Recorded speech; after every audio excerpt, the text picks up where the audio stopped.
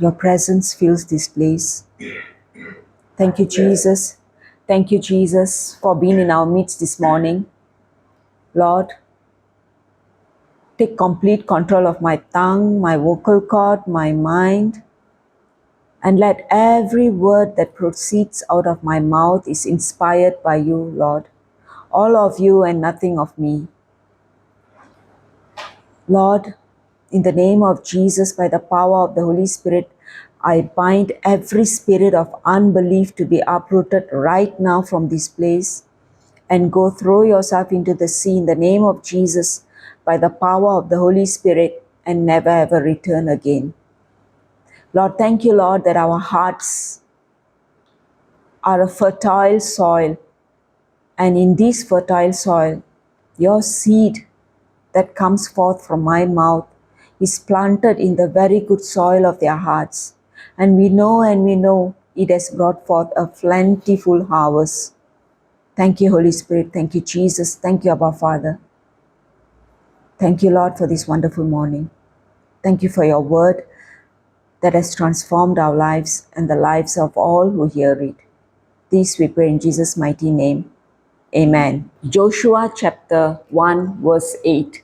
Constantly read this book of law and meditate upon it day and night, that you may truly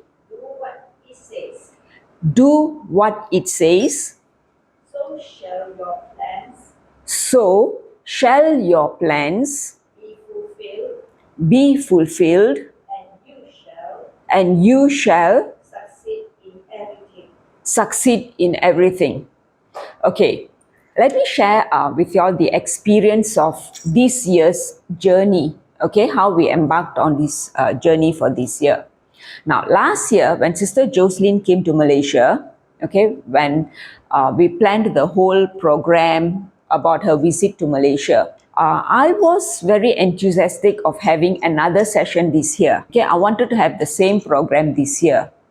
But due to my situation and circumstances, I know by fact that it cannot materialize. I know that I had so many programs going on that was physically was impossible to have a retreat like this in this month, or even sometime any time of the year. It was not possible because I had so much of programs going on.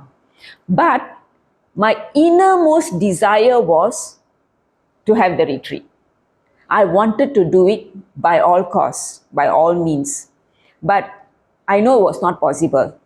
So I started meditating upon this. Okay? Now, the book of law should not depart out of my mouth.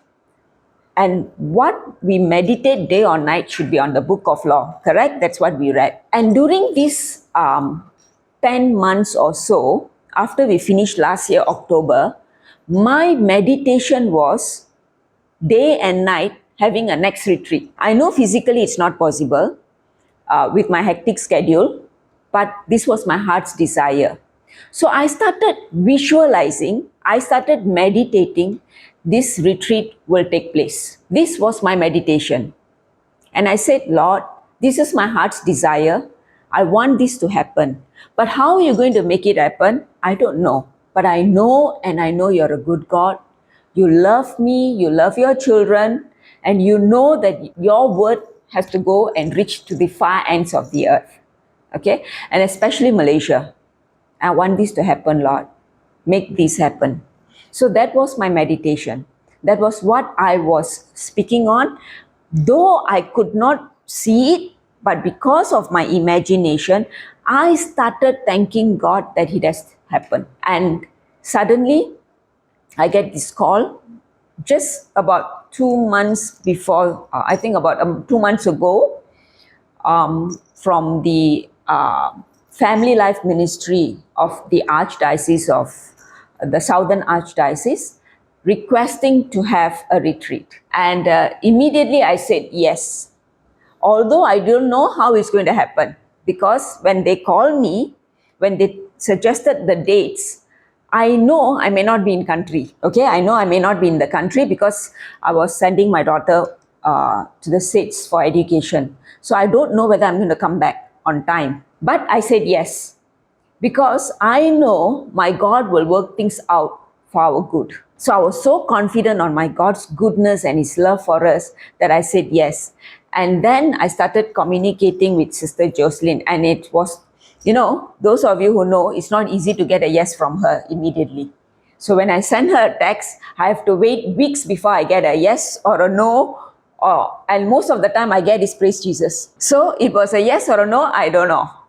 But I know it's praise Jesus. When it's praise Jesus, it's good news, right? So I waited upon the good news. And even before I got the confirmation from her, I already say yes to the organizers. And the organizers were like, give me dates, give me time, give me the program. How can I give a program when I don't know what is the program? Correct? But my confidence was, I know, Lord, you have made this happen. Okay, I was so confident because I started meditating on the word of God and the promises of God. Let's go back to our father Abraham. Father Abraham is known as the father of faith, correct? Abraham knew he was childless. The scripture says Abraham was childless. Sarah's womb was dead. It's in Romans chapter 4, right, sister? Romans 4:17. 4:17. Can we look at Romans 4:17? As it is written, I will make you father of many nations. I will make you father of many nations. He is our father. In the eyes of him. In the eyes of him. Who gives life. Who gives life. To the dead. And calls. The non-existence. As if already existing. For this is the God in whom he believes. Okay, there are two things here. One, we hear he is the God of the dead, correct? So Abraham's organs at the age of 99 is physically dead. So is Sarah, fully barren, not possible to conceive medically. But he's the God of the dead. He can make things alive, correct? He's a creator. And the second part, he calls things that is unseen. Sister, can you read that verse again? Calls the non-existence, something that does not exist, something you cannot see with our naked eyes, with our physical eyes.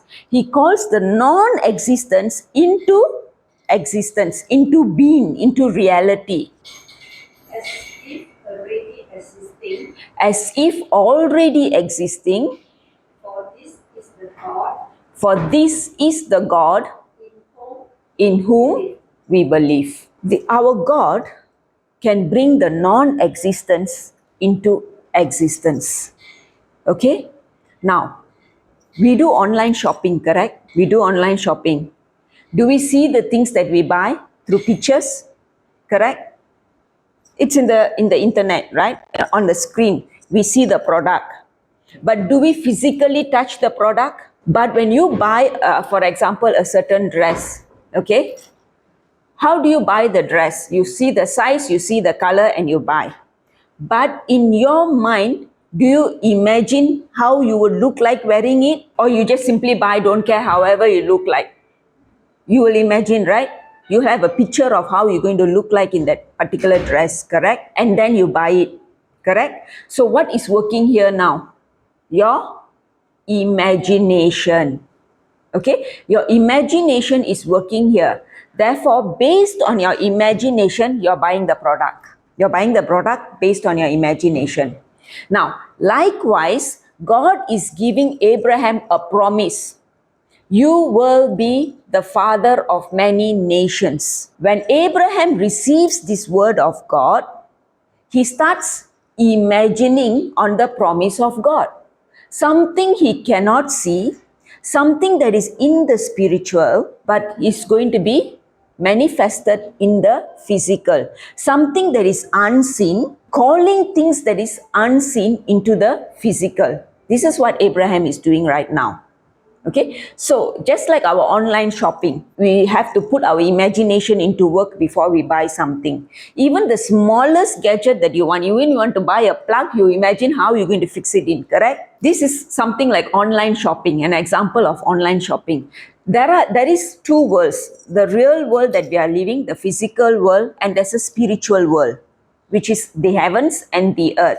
The heavens belong to God, and the earth he has given to man. The heavens belong to God, the earth he has given to man. So man rules the earth and God rules the heaven. But in order to get your blessings from heaven, we ask God, correct? And it manifests on earth. So just like Abraham, God is making him a father of many nations. But physically he is dead, his body is not active, not fertile. Okay, but he's bringing forth the promise of God. He believed in the promise of God, that whatever that he asked for, God can bring it to existence. What was the assurance of this? God told him, every day go and count the stars at night. Imagine every day you go out, you don't see anything in your body working, but you're counting stars. That was the assurance that he had. It didn't sound logic, it didn't sound possible. But do you know, when you go out and you count one star, when you start counting one star, eventually you see many. Correct? You don't see in the beginning many stars, correct? You start with one. As you start counting and counting 1, 2, 3, eventually you see, wow, so many stars appearing. This is the promise Abraham held on to. He held on to the promise of God that says that his descendants will be like the stars. He held on to the word of God. He meditated, Joshua 1:8 we studied, right? He meditated on the promises of God that says, you will be the father of many nations. He chewed on the promises of God. So in the night time, he counted the stars. In the daytime, he counted the sand on the land, to show that this is how your descendants going to be. So day and night, now he's meditating on the promises of God. Let's have a two-way interaction. Yeah, I see you're looking at me so blur. So if you're stuck, if you're unsure, please ask me so we can have a two-way, and please respond. Otherwise, I don't know whether you're following me or I've put you all to sleep. Okay, so please interact. So in the daytime, he's counting the sand, and in the night time, he's counting the stars. So he's holding on to a promise of God and visually seeing it manifesting through his imagination. So do you think the people around him will not mock him? You think it's easy at the age of 99 to hold on to a promise when you know your body is totally dead and not productive? Do you think people will be very, very happy with him? When he goes around telling, I'm going to be, imagine at the age of 99, I go around telling, I'm going to be the mother of many nations. Will that be logical? Wouldn't people mock him? Abraham at the age of 99 is old. The scripture says his body...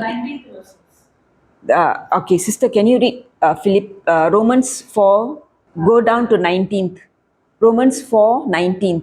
He did not doubt, He did not doubt, although his body could no longer give life. give life. That means his body cannot produce children anymore. All his sperms is dead. Okay, continue. He was About 100 years old, 100 years old. and in spite And in spite of his wife Sarah, of his wife Sarah, being unable been unable to have children. to have children. Possible? Not possible, right? Is it possible to have children? The scripture says his body is dead. Sarah's womb, physically, scientifically also not possible. Amen. So, being in this condition, now God gives him a promise and is holding on to the promise. What is it? He was meditating on the word of God and the promises of God. Many a times in our life, what do we... Share about how you had medically impossible things. Yeah. In our lives, we all have situations that we meditate upon, right? Okay. So, to organize this retreat, I was meditating on what I desired to see the retreat. In my mind, I was visualizing. But at the same time, some 17 years ago, I had rheumatoid arthritis and I was constantly meditating on my sicknesses. Doctors given up hope. My husband is a doctor. So I've had the best treatment ever you can have, imagine. And yet, I had no hope, okay? So much so, I was so fed up with my life that I nearly given up living. I just lived day to day. I went for every treatment, every retreats, every healing service, name it, I would have been there. I've gone to many countries for retreats, for healing, for deliverance. It'll all last for a little while because I start meditating only on my problem. I internalize only my problems. What I meditate, what I internalize, what I chew upon, what I think about day and night is what going to bring forth its manifestation. Abraham internalized the promises of God. Abraham meditated on the promises of God. I meditated on my sickness. I internalized the reports of the doctors. Reports of the doctors speak very loud, Why? Because it's black and white. It is something I can tangibly see. It is something I can do Google search on. It's something that gives me more and more information, correct? And freak me out, exactly. Because the knowledge that comes from Google can give me so much of fear, and I will start internalizing, focusing on it, and making, if it says A, I already plan B, C, D, E, F, G, correct? Because I already know the chain reaction of what I see.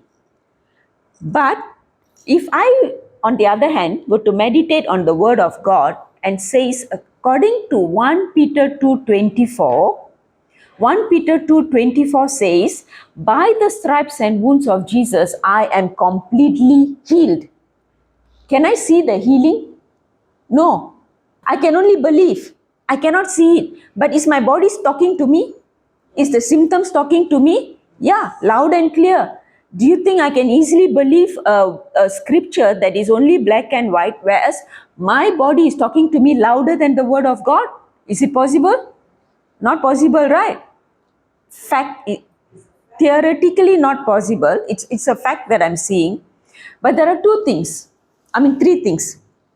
One is a lie, one is a fact, one is a truth. One is a lie, one is a fact, one is a truth. The fact is the doctor's report that says, I have rheumatoid arthritis. The truth is, according to 1 Peter 2:24, can we read that? By the stripes and wounds of Jesus, I am healed. 1 Peter 2:24. He went to the cross, He went to the cross, burdened with our sins, with my sins, our sins, your sin, my sin. He went to the cross so that we might die we might die to sin to sin and live and live an upright life. an upright life. For by his wounds For by his wounds you have been healed. you have been healed. You're going to be healed or you have been healed. Have means past tense, correct? Finished already, right? Exactly, the Lord is going to heal me. Okay, that was my mindset also lah.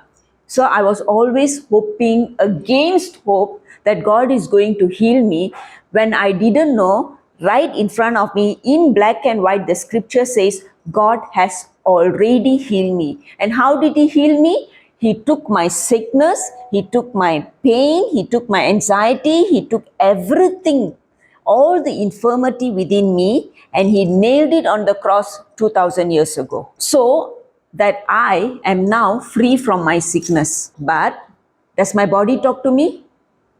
Yeah, loud and clear, right? Is the pain very real? More real than the word of God? Exactly. So my pain is more real than the word of God. The promises of God doesn't speak to me loud and clear. Why does he not speak to me loud and clear? Because my experiences in my physical is talking to me loud and clear. And that is, I said, the fact, the lie, and the truth. The truth is from the word of God that says I'm healed. The fact is I can see in black and white the report that says I have a disease. The lie is the deceptions of the devil.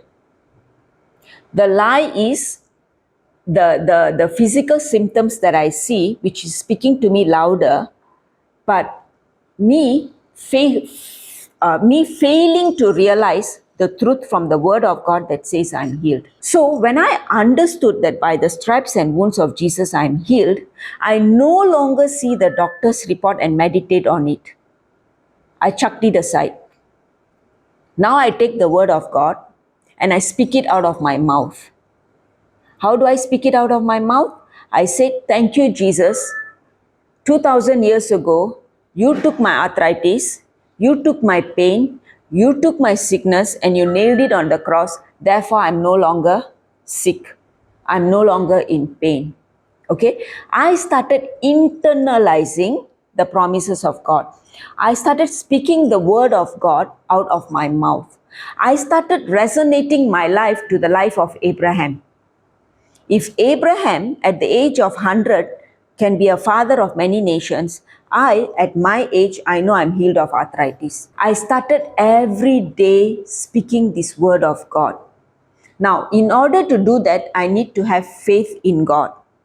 Faith is something that grows. It is not something that I hear today, like I used to do, go for retreats, go for healing session, hear the word of God, and then forget about it after 1 month. We all experience that, right? Possible? Go for retreat, our battery is so charged, then 1-2 months later, the battery power fails, and then we go back to square one. Does it happen? Possible? It happened to me. Okay, so what I'm sharing here is my own personal experience. Yeah, so I started going for retreats and then getting healed and coming back and losing the healing that I received. Reason being, I was not growing my faith. I was not growing in faith. I just expected somebody to lay hands and not mix my faith with the word of God. Okay, shall we look at Romans 10:17?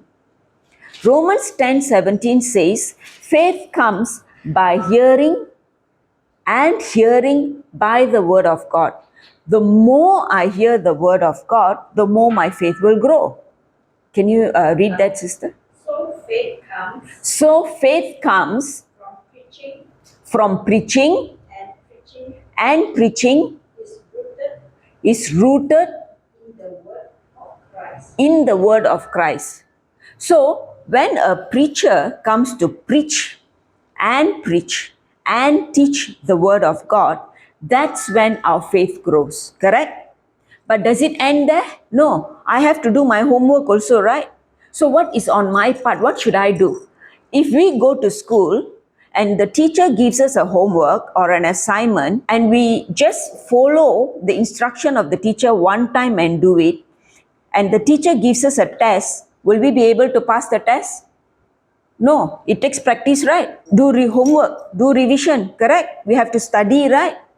Only then we can pass the test, right? Only if we pass the first test, we can go for the next test, right? Likewise with the word of God.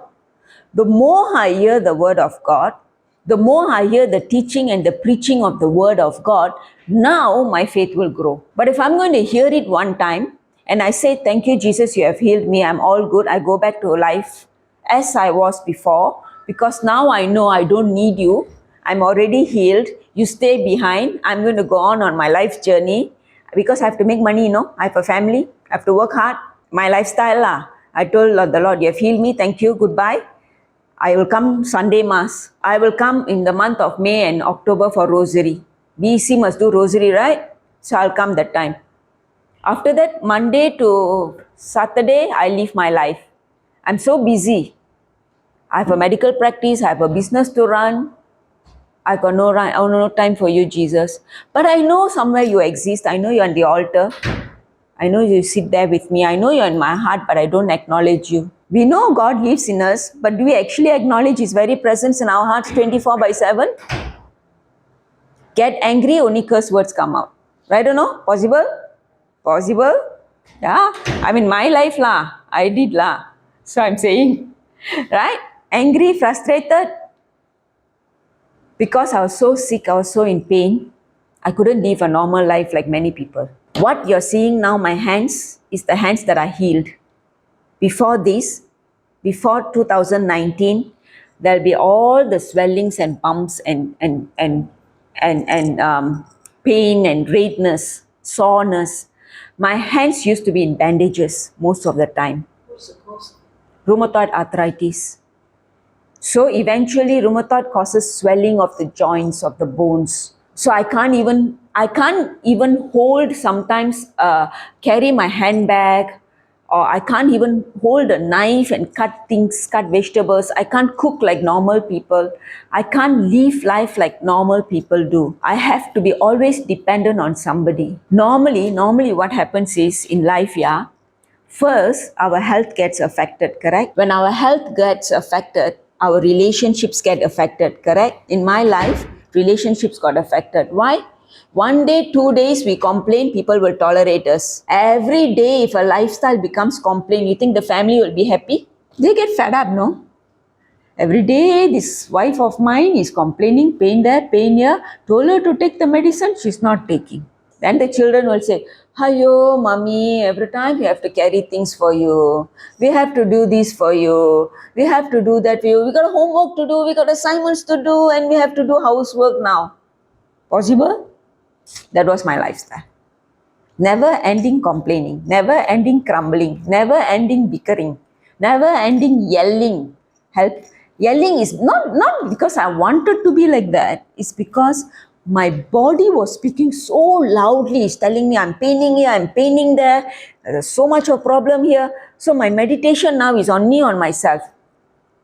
I'm internalizing and I'm thinking, oh, the doctor's report said this, by this age I'm going to be like that, I have to go for this surgery, I have to do this, do that, blah, blah, blah, blah, blah, blah, blah. Everything was going on in my life. I was not meditating on the word of God. I was not thinking about what God has done for me. I didn't even know 1 Peter 2:24 existed at that time. Does it sound new to many of us? 1 Peter 2:24, by the stripes and wounds of Jesus we are healed. Yeah, correct? I didn't know it existed then. I didn't know Jesus has healed me 2000 years ago. I didn't know when He died on the cross, He took my sins and sicknesses, my infirmities, my everything that the package deal that comes with living life on planet Earth, the pain, my finances, my issues, my relationships, everything was nailed on the cross. I didn't know. But in 2019, when I met Sister Jocelyn, when she was sharing on the woman who was bleeding for 12 years. I'm suffering for 17 years and that woman was bleeding for 12 years. I could really resonate what life would be, how miserable it can be, how painful it can be, how you feel that you cannot mingle in the society. You can't share what you feel because not many people can understand and resonate with me. Only people who are suffering like I was suffering could resonate with me. So it was a challenge for me. But then again, I was constantly thinking about my sickness, what my future would be. I'm so young. And the only options I had was operations. Would operations actually cure me? Because there's no cure. But I didn't give up. I wanted a cure. I wanted a solution to my problem. So much so, doctors got fed up with me. They were thinking I was just going out of my mind. I'm looking for a cure for something that had no cure. And I used to take a whole chunk of medicines in my palm because I had not just rheumatoid arthritis, I have cervical problems, many issues in my life. Now that I think back, I was thinking, could Abraham also be thinking the same way, right? When God spoke to him. Possible? He was human just like us, right? Just like you and me. So there's a possibility Abraham also could have thought like that, right? But no. Abraham did not internalize his problems. He internalized the promises of God. My problem was I was internalizing my problem. I did not internalize the promises of God. Because I had no one telling me there's a promise of God here says that I'm healed. So, but in 2019, when I understood the scripture exists that says that according to 1 Peter 2:24, by the stripes and wounds of Jesus, I'm healed. Now, that was the day I understood that I'm healed. And I started believing in that word of God. And when lockdown happened, okay, that was the best thing that happened in my life. During lockdown, I started locking into Zoom sessions. The more I started hearing the teaching and the preaching on the word of God, for faith comes by hearing and hearing by the word of God. So now that I'm hearing and hearing by the word of God, my faith is growing, is increasing. The more my faith is increasing, and the more I see my body is physically getting better. It didn't heal overnight for me, yeah? It didn't heal overnight. But in the beginning, yes, in 2019 when she was preaching, I got the healing immediately, instantly. Okay? Because when she was preaching, I mixed my faith to the preaching that was going on, and I saw the instant healing. But the healing didn't last. Within 3 months, I started back my old lifestyle of putting God in my altar. I never took the Bible. You know, many a times we go to many homes, right? We ask them, when I go to the homes to share the word of God, can I ask them, can I have a Bible, please? And that's when they will all look at each other and run to the altar and take out a Bible and dust it nicely, and they'll give it to me. Does that show that we are actually reading the Bible when they do that? Sometimes in homes, there's only one Bible, the whole family sharing on one Bible. Because they only open the Bible when the priest comes to their house, maybe yearly once, to offer Mass. It happens? Yeah. You know why? How to know this God when I don't have a relationship with Him through His Word? In my younger days, I was very active in church. I was very active in Christian activities. But when I got married, other things took priority in my life and I forgot about God. I didn't have a relationship with Him. Yesterday, while we finished one session, my daughter was telling over dinner to Sister Jocelyn, Mommy's favorite word, Mommy's favorite quotation, dirty Bible, clean Christian, clean Bible, dirty Christian. Clean Bible, dirty Christian. Dirty Bible, clean Christian. They don't read, the Bible is so clean. No markings. And my Bible has full of markings and scribblings. So good Christian lah. So to speak lah, younger days lah, in my youth, I used to be very active because in my youth, I came from a Protestant church. So right, Protestants, they are very good at scriptures. Yeah, so I used to be involved in Christian activities. So my Bible is always full of markings and scribblings. But when I got married, I forgot lah. I forgot why? Because now busy what? Children came in, finances is coming in, different relationships has established. Now time must allocate here, correct? So many things to do. Possible? Sometimes in our youth, we seem to have more time, right? When we are married, we suddenly feel there's no more time for anything. Possible? Family? Where got time? Right? Yeah. I am a Catholic. Your Protestant younger days? Younger days Protestant because I came from a family. My mom is a convert.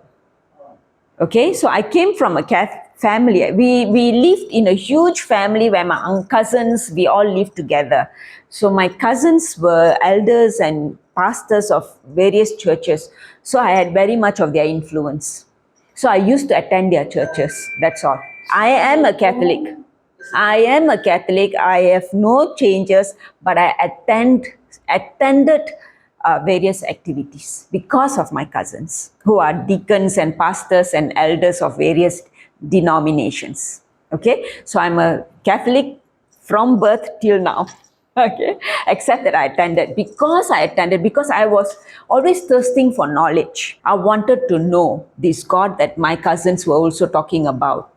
Okay, so because I was craving for more information, more knowledge, I always explored other grounds.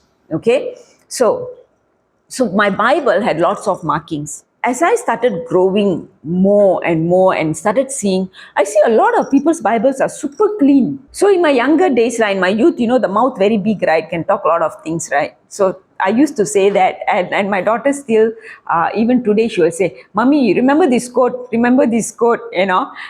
Because when I buy them Bibles now, they don't want the scribble. She was telling even sister, I don't want the scribble. So I put sticky notepads, sticky notes, so that the Bible looks still clean, but at the same time, there are a lot of information inside there. So when I was in going to people's houses nowadays, sometimes when I look at the Bibles, I feel really sad. Sad because the Bible is full of dust, but it's super clean and new. Even the pages cannot be opened, they're all sticking together.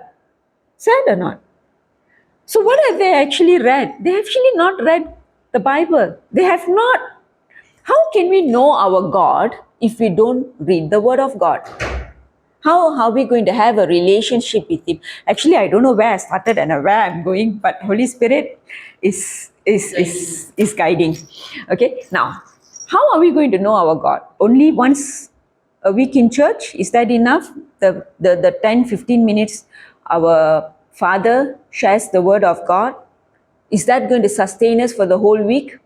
Or do we need to read the Bible to have a relationship with Him? So what about technology? I read Bible on the phone. No problem. As, You can't scribble. yeah, you can't scribble, but you can highlight. Yeah, you can highlight, you can write notes. Yeah, I'm not, please don't get me wrong, yeah. That is my old way of talking. When I think back of that statement that I used to make and look at Bibles nowadays, when I see in most homes, it's never been used. And I think it's sad. Of course, we can use technology on the run, correct? But what happens when there's power cut? What happens there's no internet? We still need the physical Bible, correct or not? A book is a book. It can sustain us, it can hold on to us, it can journey with us. The whole thing is, the rock bottom thing is, Takes first place. yeah. Who takes the first place? Who takes priority? How much of importance are we giving to the Word of God in our life? Does He matter to us? Do we want to know about Him? But actually, I think we should be reading the Bible, the Word of God, before we go attend the Eucharist Mass. Yeah, correct. Exactly. But do we do it? Especially the Psalm 91, because sometimes I hear people falling down live, they have to go in the wheelchair. Yeah. The Word of God is so The Word of God has promises for every situation in our life. Hosea chapter 4 verse 6 says, "My people are perishing for the lack of knowledge, not for the lack of prayers." We all pray, correct? We are champions. We pray. But we don't have knowledge of God. Why we don't? Okay, for us to know our spouses or our children or our boyfriends, how do we know them? We talk to them. We have a relationship with them. We have a bond with them. But how do we know a God whom we don't see? How are we going to know about Him? Through His Word. That's the only way we can know God. Clearly, personally, intimately. In order to have an intimate relationship with God, it can only come from His Word. That's why, even in church, after reading the scriptures, the priest explains to us, correct? He interprets the scriptures to us, correct? He preaches the scriptures to us, correct? Why? So that we know and we have an understanding of the Word of God. Romans 10:17 we saw earlier. That's what the priest does. He's interpreting it to us, he's explaining it to us, he's giving us a knowledge on it so that we stand on a foundation on the Word of God. We have a foundation on the Word of God. How will we know Him if we don't have a connection? And we are only waiting for Sundays, for weekend masses. 17.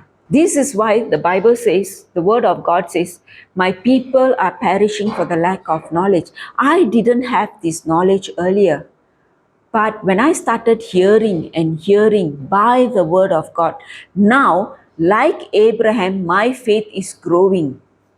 I am looking at the promises of God and saying, Lord, I know that by your stripes and wounds, I'm completely healed. I'm completely set free. I know that my body, what I'm experiencing now, is only for a short while because your promise says I'm healed. So now, every day, I take this promise from the Word of God and I start vocalizing the promises on the Word of God.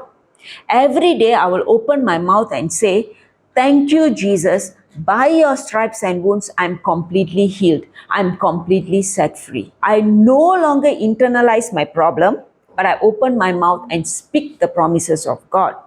Because Philippians 4:13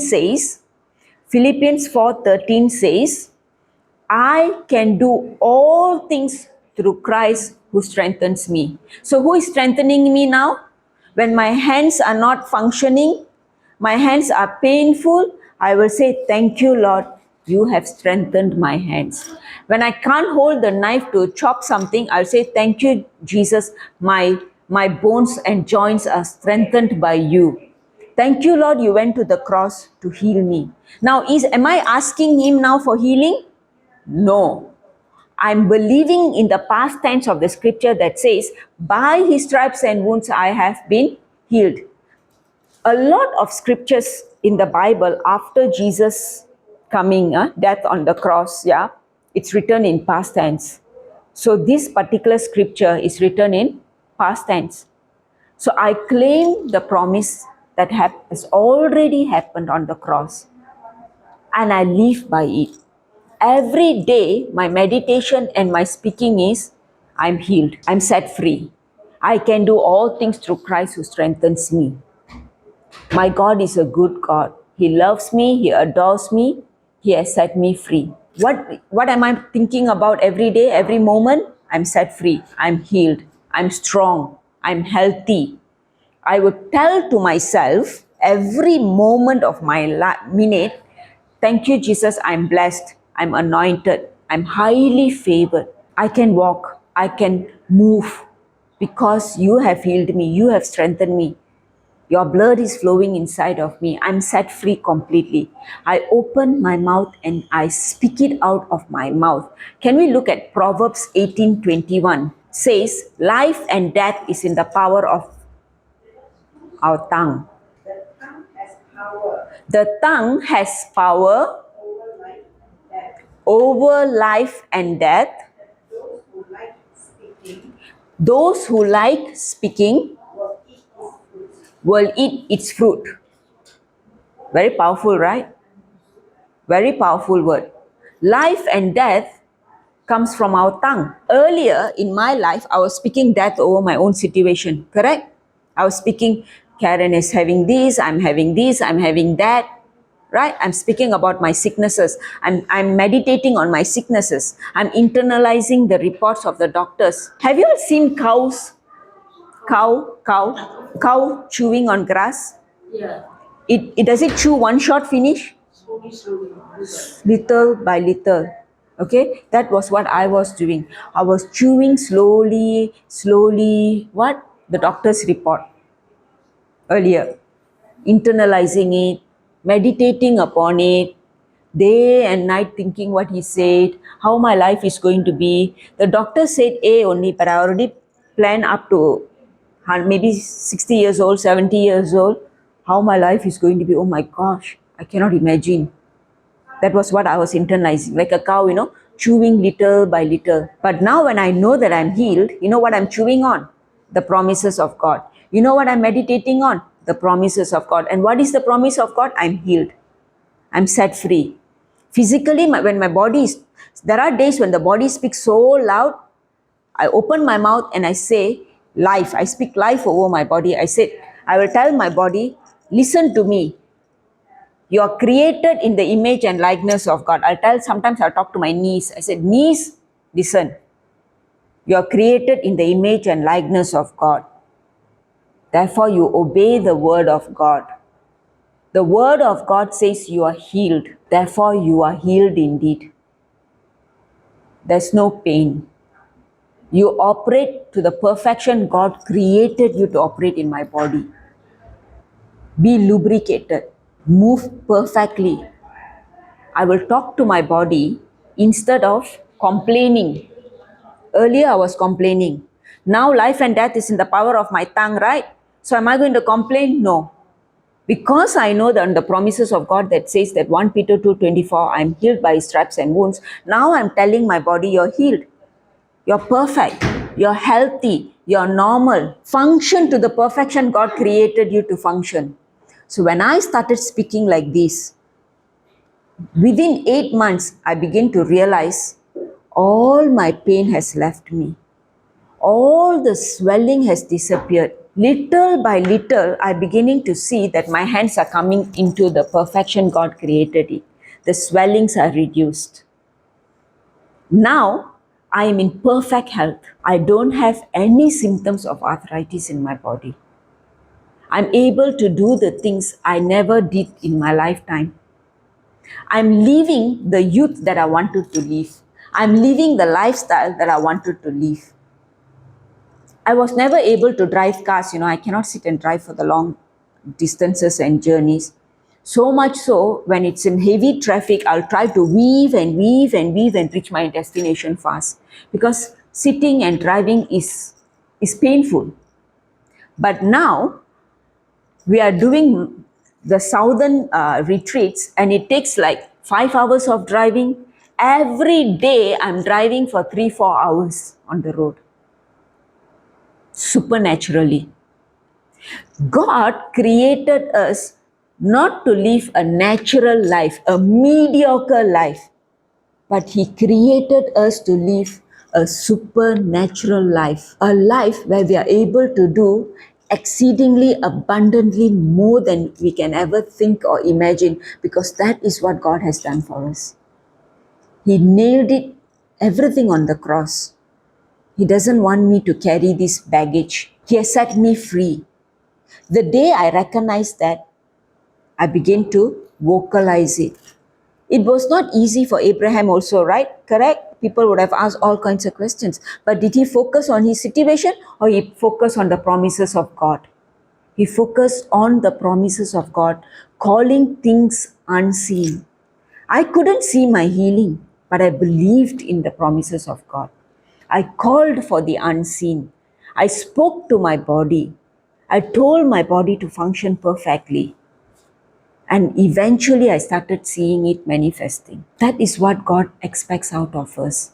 That's what God wants us to do. He wants us to build a relationship with Him where we know that the plans that He has for us is to prosper us, not for our destruction. He has great plans for our welfare. He wants us to move forward, not be stuck in this situation that we are in. He wants us to do online shopping with Him. Shopping to see what we want to see, not what we are experiencing, not the sickness, not the pain, not the problems, not the financial issues, not the relationship issues. To visualize like Abraham. When Abraham saw himself as the father of many nations, he didn't stop at one child, but he saw multitudes of children. When I said, Lord, I'm healed, I didn't stop at my one knee pain or one arm pain or one joint pain. I looked at my whole body function and I said, I'm perfectly healed. It is calling it is imagination on what we want to manifest. Life and death is in the power of my tongue. So if I constantly talk about my problem is what going to manifest, correct? But if I speak my desire, my healing, my health, only that will manifest. So I started vocalizing and speaking on health, speaking on what I wanted to see in my life, what I wanted to experience in my life. And as time went on, slowly it started taking place in my life. Little by little, my children and my husband started seeing change in me. So much so, they were amazed that this sickly person is now up and about, doing activities that I could not do. But there is a requirement here. Consistency is the key to breakthrough. I cannot take the promise and say, "Thank you, Lord, you have healed me," and then go about my life not knowing the plans that He has for me, not building a relationship with Him, not working. Any relationships need to be worked, correct? If today I meet somebody, say we meet a girl were to meet a boy, okay? And she says, "Oh, I fall in love with you, you love me. Okay, tomorrow, bye-bye." Will the relationship grow? No, we have to work on it, right? Likewise, we need to work on this relationship with God. We have to be consistent. An athlete doesn't become a champion overnight. A badminton player does not become a champion overnight. They work on it. They practice day and night. They put hours and hours of practice. God wants us to build this relationship with Him. God wants us to walk with Him. Abraham walked and talked with God, correct? And that's how his faith grew, because he had a relationship with God. He had a bond with God. He worked on this relationship. Until and unless we work on this relationship, how are we going to know our God?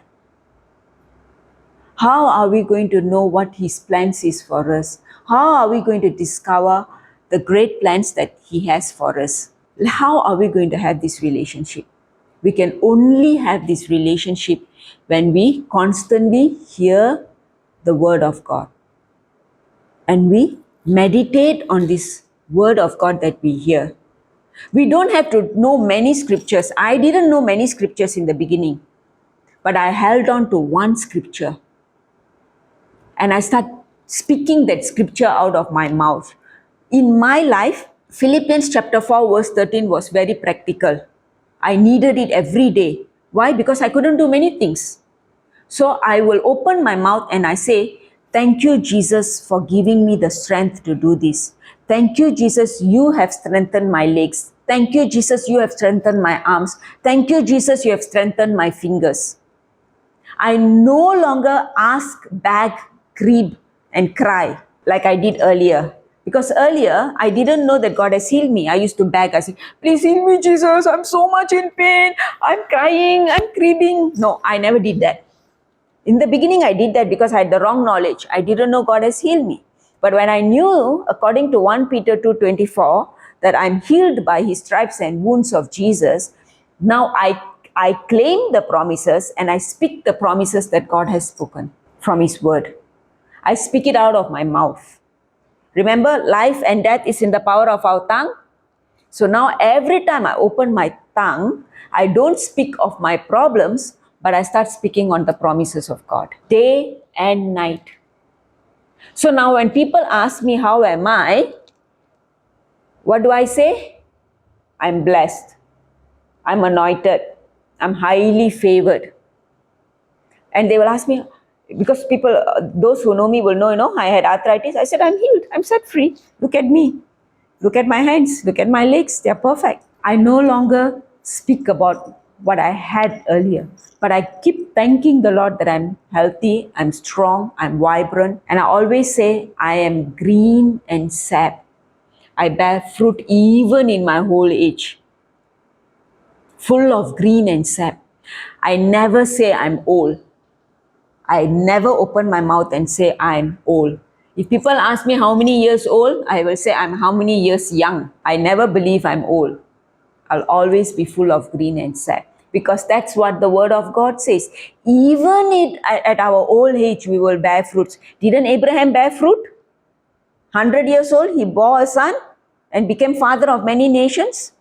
So even at our old age, we will bear fruits in the various areas of our life. I held on to these promises. I spoke the promises out of my mouth. I no longer speak my problems, but I keep thanking the Lord for the finished promises based on His word. And in order to know that, I have to study His word. I have to meditate on His word. Not many things, but one scripture.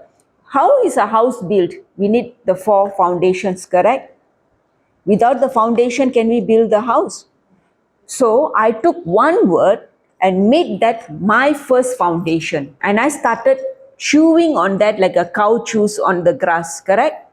I chew it and I speak it out. I chew it and I speak it out. The more I speak, the more I'm strengthened in that one area, correct? Nobody can now shake me where my sickness is concerned, because I know the facts will not work on me. The lies and deception of the enemy also will not work on me, because I know what my God has done for me. I stand steadfast on that. The more I stand steadfast on that, the more my confidence increases, correct? The more I speak it out of my mouth, eventually the confidence level also increases. That's how the faith increases. When I see it working in that particular area, now I go to the next area. Which is the next area? I have children, no? They also have issues, right? We all have children. Children have issues. So go to the next foundation. I took Jeremiah 29:11.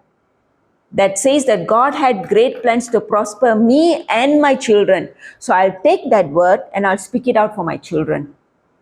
And when they come with worry, with fear, I will say, God has great plans for you, great future for you. And nobody can take that away from you.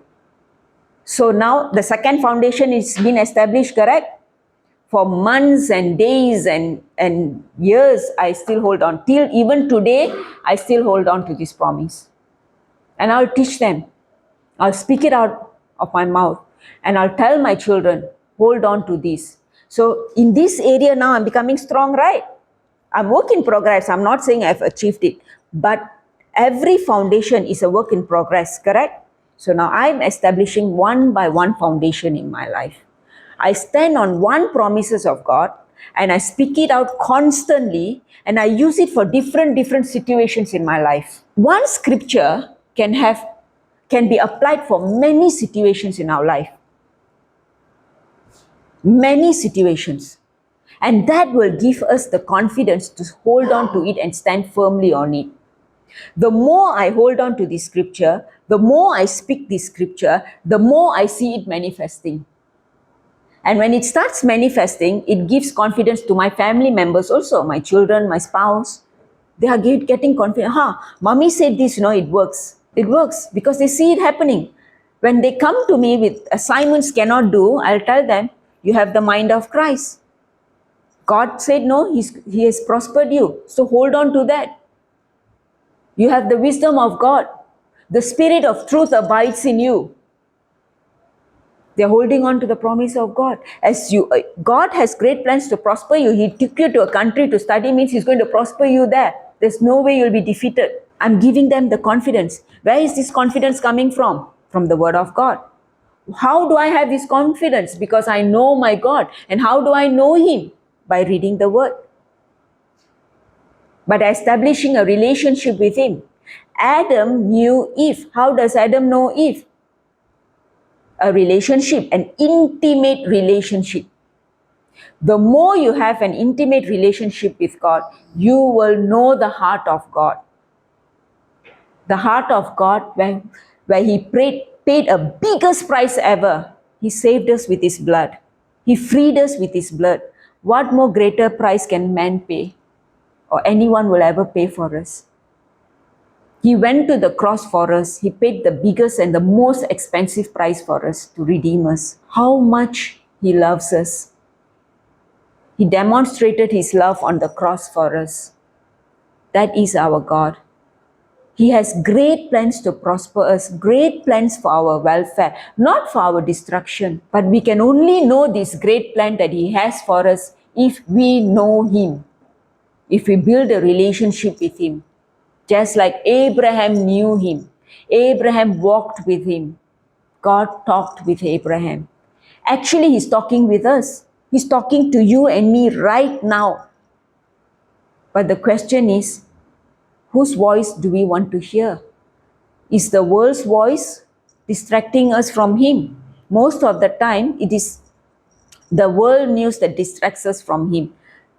We get carried away. Our symptoms sometimes speak louder that we get carried away.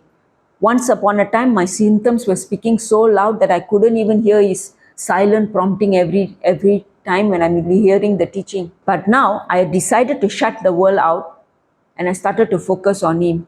And I told Him, I want to build this relationship, this intimate relationship with Him, whereby I can hear Him all the time through His word. Because I know He loves me so much. His goodness is beyond my imagination. His peace and love and joy surpasses human understanding. And He didn't make me to live a mediocre life, because He created me in His image and in His likeness to live a supernatural life. Life has its storms. Abraham also faced storms. Probably people ridicule him, correct? We have our battles, we have our challenges. But when our focus is on Jesus, all these battles, all these challenges is nothing compared to the promises that He has given us. Peter, when Jesus was in the boat, okay, Peter said, Jesus, I want to come to you, correct? And Jesus said, come, walk on the water. Did Peter walk on the water? Yes, he did. Halfway through the water, he stumbled. Why? Afraid. He was afraid. Why was he afraid? Because he started seeing the storm. His focus diverted from Jesus to the storm. Where is our focus? Are we focusing on Jesus or are we focusing on the storm? As long as our focus is on Jesus, there's no way the storm can distract us or make us stumble. As long as my focus was on Jesus. In the beginning, the body was talking to me, the storm was always hitting me. But I decided to focus on Jesus. I decided not to look at the storm. I glued my eyes on Jesus. The more I glued my eyes on Jesus, the more the storm didn't affect me. The more Peter glued his eyes on Jesus, the storm was nothing to him. But the moment he sees the storm, he got diverted. Diversion towards the world or our issues or our symptoms makes us lose confidence in our God. Made me lose confidence in my God. But the moment I start focusing on Him and I said, all I want is You, Lord. All I want is I want to walk through this storm, because I know when I focus on You, this storm is nothing to me. It's not going to affect me. It's not going to envelop me. But Your love envelops me. Your protection is there for me. Because I know You went to the cross for me. Because You love me. Because You care for me. You paid a price for me. The biggest price any man can pay. The day I started realizing that and focusing on Him, till today, no storm can shake me. I will not allow the storm to overpower me. When it comes, yeah, I'm human, right? When it comes, when it starts hitting very hard, I go straight back to the Word of God. I go straight back to the teachings. I put on the YouTube link and I will sit down there and let it play so loud that I cannot hear any other voice but the teaching and the preaching of the Word of God. I do that. I don't want the distractions.